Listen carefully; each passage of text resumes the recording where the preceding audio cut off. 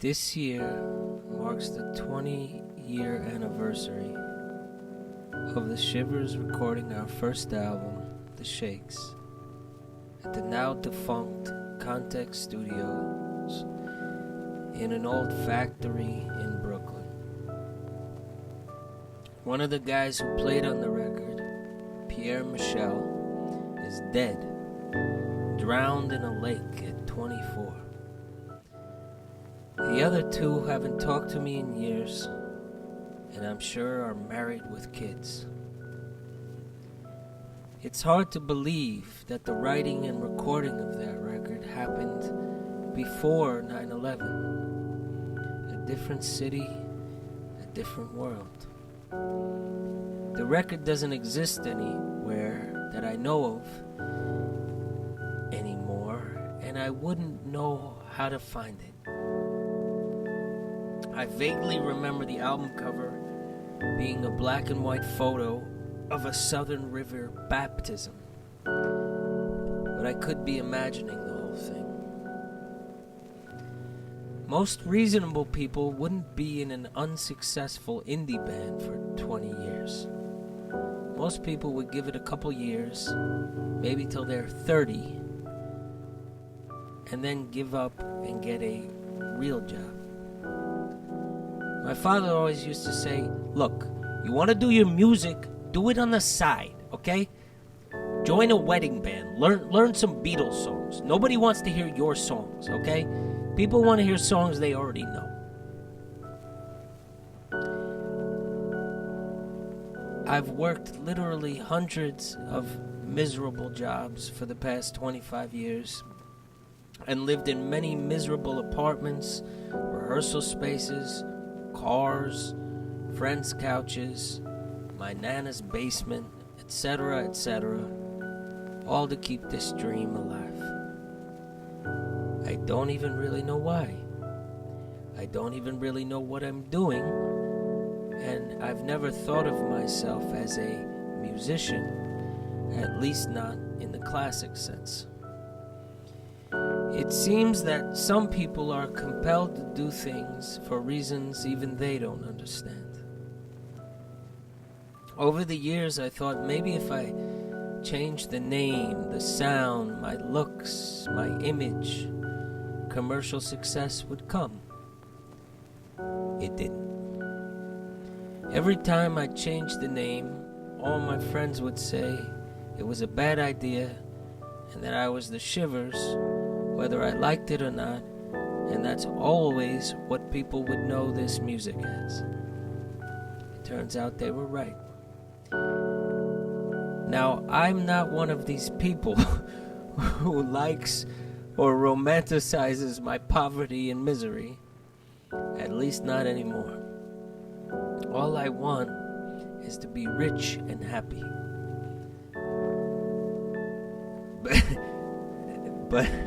But alas, I could never fully quit on music.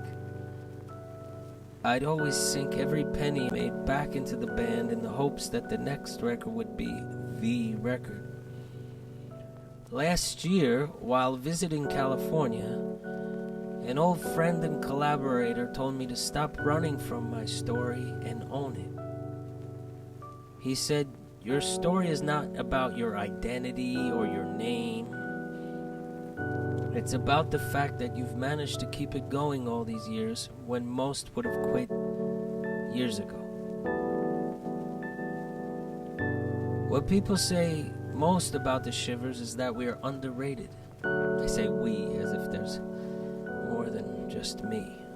Most people say the Shivers are underrated, possibly the most underrated band of our generation. Sometimes that feels like a compliment, and sometimes that feels like despair. I've made the mistake several times of having the girlfriend in the band, and I think we all know how that goes. I don't hold it against these women for moving on. Mostly, I was an asshole, I'm sure. With that said, I still appreciate the contributions of even someone like Joe Shornikov who moved from Australia to New York just to join the Shivers. I can't forget to mention the help of Ben Jones, who upon finding our first album Charades in the garbage can of his college radio station, showed up at a Tuesday night Arlene's grocery show that had 5 other people in the audience and said he loved the record. He then wound up becoming the longtime bass player who countless times gave me his couch when I had nowhere to live. I can't forget to remember Sarah Gauthier, who at 19 bought the Charade CD that I shipped to Austin, Texas, only 15 years later not only to become a bandmate, but my one-time fiance. I can't forget all the wonderful people who told us not to quit despite the lack of success. What can a guy do at this point? I feel death calling me louder and louder every day. I can't sleep at night. It's actually 2 o'clock in the morning right now as I'm recording this. I toss and turn and think about where did I go wrong. I wake up wanting to die. I wonder if I'm doomed. But then I drag myself out of bed, get a couple of coffees in me, and all the rage and hope starts coming back.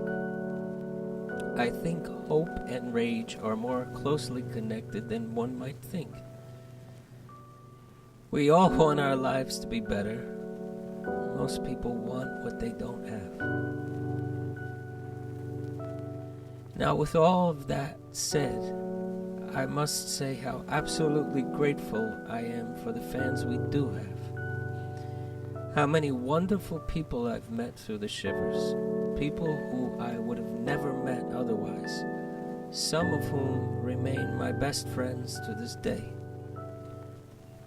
How the Shivers brought me to places as far-reaching as a coconut farm in Sri Lanka because a 60-year-old Sri Lankan fan brought me there on tour, or to some working-class dive bar in a town called Wigan in the UK that somehow I wound up playing gigs in 4 times in my life.